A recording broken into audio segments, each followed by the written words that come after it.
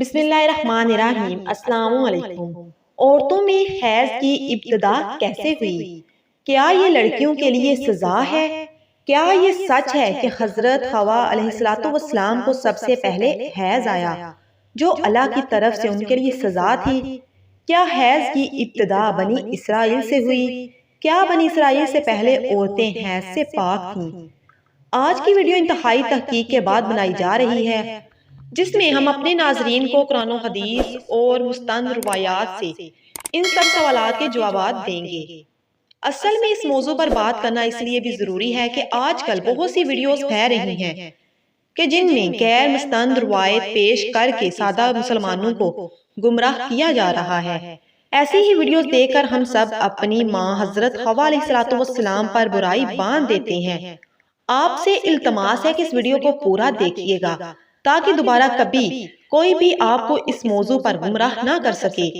حضرت عبدالرزاق اور مسند اسحاق میں حضرت عبداللہ بن مسعود رضی اللہ تعالیٰ عنہ اور حضرت اسما بن ابی بکر سے روایت ہے کہ بنی اسرائیل کی عورتوں کو یہ اجازت تھی کہ وہ بھی مردوں کے ساتھ مسجد میں جا کر نماز پڑھا کرتی تھیں۔ مردوں اور عورتوں کے درمیان ایک پردہ ہوتا تھا۔ پھر ایک دن ایک لڑکی اپنی ایڑیاں اٹھا کر مردوں میں اپنے یار کو دیکھنے لگی اور پھر اس نے یہ روز کا معمول بنا لیا۔ اس کی دیکھا دیکھی سبھی عورتیں اپنی مسجد میں آتی اور پھر ایڑیاں اٹھا کر پردے کے اوپر سے غیر مردوں سے تانک جانک میں لگ گئیں۔ چنانچہ ان کو مسجد میں جانے سے ایسے روکا گیا کہ ان پر حیض مسلط کر دیا گیا۔ اب کچھ لوگ اس روایت سے یہ سبق لیتے ہیں کہ حیض کی ابتدا ہی بنی اسرائیل سے ہوئی، جو کہ غلط ہے، کیونکہ مفسرین اس روایت کی تفسیر میں لکھتے ہیں کہ یہ حیض عام نہیں تھا، بلکہ بنی اسرائیل کی عورتوں کو مسجد میں گناہ کرنے کی اللہ پاک نے ایسے سزا دی کہ 4 مہینے تک مسلسل صبح و شام وہ عورتیں حیض کی کیفیت میں رہیں اور مسجد میں آنا جانا بند کر دیا۔ پھر جب اللہ پاک نے ان کی توبہ قبول کی تو یہ عذاب ان پر سے ختم ہوا۔ یہ حدیث مبارکہ سے یہ ثابت ہے کہ عورتوں میں حیض کی ابتدا روزے اول سے ہے۔ آئیے اس بارے میں 2 احادیث مبارکہ بیان کرتے ہیں کہ جن سے ثابت ہوگا کہ حیض کی ابتدا پہلے دن سے ہے، نہ کہ بنی اسرائیل سے اس کی ابتدا ہوئی۔ حضرت عائشہ حجۃ الوداع میں اللہ کے رسول صلی اللہ علیہ وآلہ وسلم کے ساتھ حج کے ارادے سے نکلی۔ راستے میں یہ حیض آ گیا تو وہ اس اندیشے سے رونے لگی کہ اب وہ مناسک حج ادا کرنے سے محروم ہو جائیں گی۔ آپ کو معلوم ہوا تو آپ نے انہیں سمجھاتے ہوئے فرمایا، یہ وہ چیز ہے جسے اللہ تعالیٰ نے اولاد آدم میں عورتوں کے لیے لازم کر دیا ہے۔ اس حالت میں تم بھی وہی سب کرو جو حاجی کرتا ہے، صرف پاک ہونے تک بیت اللہ کا طواف نہ کرو۔ بالکل اسی طرح ایک حدیث حضرت ام سلمہ رضی اللہ تعالیٰ عنہ سے بھی مروی ہے۔ حضرت ام سلمہ رضی اللہ تعالیٰ عنہ بیان کرتی ہیں کہ ایک موقع پر میں رسول اکرم صلی اللہ علیہ وآلہ وسلم کے پاس تھی کہ مجھے حیض آنے لگا۔ میں وہاں سے اٹھ گئی، آپ نے دریافت کیا تو میں نے فرمایا کہ مجھے حیض آنے لگا ہے۔ آپ نے فرمایا، یہ ایسی چیز ہے جسے اللہ تعالیٰ نے آدم کی بیٹیوں پر لازم کر دیا ہے۔ اس موضوع پر امام بخاری رحمۃ اللہ علیہ نے بخاری شریف میں ایک باب میں قائم کیا ہے کہ جس کا نام حیض کا آغاز کیسے ہوا ہے۔ امام بخاری لکھتے ہیں، حضور اکرم صلی اللہ علیہ وآلہ وسلم نے فرمایا، یہ وہ چیز ہے کہ جس سے اللہ نے آدم کی بیٹیوں پر لازم کیا ہے۔ امام بخاری مزید لکھتے ہیں کہ بعض لوگ کہتے ہیں کہ حیض کا آغاز بنی اسرائیل سے ہوا، جبکہ اس معاملے میں نبی کریم صلی اللہ علیہ وآلہ وسلم کا ارشاد زیادہ معتبر ہے، چونکہ حضور اکرم صلی اللہ علیہ وآلہ وسلم نے فرمایا کہ اللہ نے حیض کو آدم کی بیٹیوں پر لازم کیا ہے، اور اس لیے بنی اسرائیل سے پہلے بھی حضرت آدم کی اولاد میں حیض موجود تھا۔ علامہ ابن حجر عسقلانی اور فتح الباری میں بھی یہی ثابت کیا گیا ہے کہ حیض ابتدائی تخلیق سے عورتوں کو آتا رہا ہے۔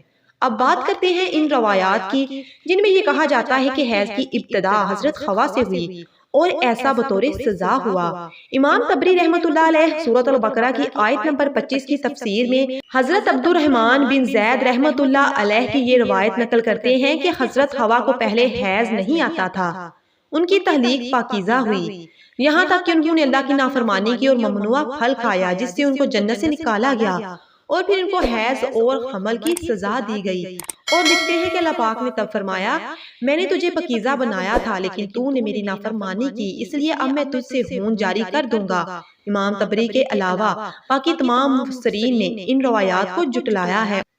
حیض دراصل ایک طبیعتی مظہر ہے جسے ہر ماہ عورت بلوغت سے سنجاز تک دوچار ہوتی ہے اور اس کو صحت کی علامت سمجھا جاتا ہے۔ اسی حیض کے خون سے ہی بچے کی پرورش کی جاتی ہے، یہ اللہ پاک کا نظام ہے۔ غیر حاملہ عورت کو اگر حیض نہ آئے تو اس کو بیماری کی علامت سمجھا جاتا ہے۔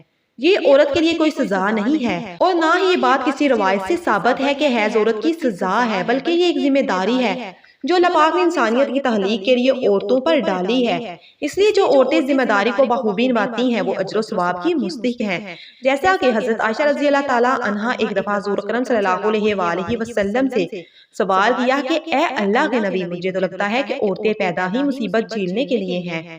حضرت عائشہ رضی اللہ تعالیٰ عنہا کا اشارہ حیض اور حمل کی تکلیف کی طرف تھا۔ حضور پاک صلی اللہ علیہ وآلہ وسلم مسکرائے اور فرمایا نہیں، بلکہ یہ ایسی چیز ہے کہ جس کے ذریعے بنی آدم کی عورتیں آزمائی گئیں۔ اس حدیث کی تشریح میں علامہ ابن حجر رحمۃ اللہ علیہ فتح الباری میں لکھتے ہیں کہ عورتوں کی تخلیق ہی اللہ پاک نے ایسے کی کہ انہیں حیض آئی۔ اسے ان پر پہلے دن سے ہی لازم قرار دیا گیا، جو عورت اس پر صبر کرے گی تو وہ اجر کی مستحق ہوگی، اور جو عورت اس کو مصیبت اور برائی سمجھے گی تو وہ اللہ کی تخلیق میں عیب نکالنے جیسے گناہ کی مرتکب ہوگی۔ امید ہے کہ اب آپ جان چکے ہوں گے کہ نہ تو یہ کچھ سزا ہے عورتوں کی اور نہ ہی اسے سزا کے طور پر حضرت حوا علیہ السلام پر مسلط کیا گیا، اور نہ ہی حیض بنی اسرائیل کی عورتوں سے شروع ہوا، بلکہ حیض اور حمل تو اللہ پاک کی آزمائش ہے عورتوں کے لیے، جن کا اللہ پاک بروز قیامت عورتوں کو اجر عطا فرمائے گا۔ اے اللہ پاک ہماری تمام بہنوں کو اس آزمائش میں صبر و تحمل عطا فرما اور ہم گناہوں سے دور ہو جائیں اور نیک اعمال کرتے رہیں۔ کمنٹ سیکشن میں آمین لکھنا مت بھولیے گا۔ ملتے ہیں ایسے ہی کسی اور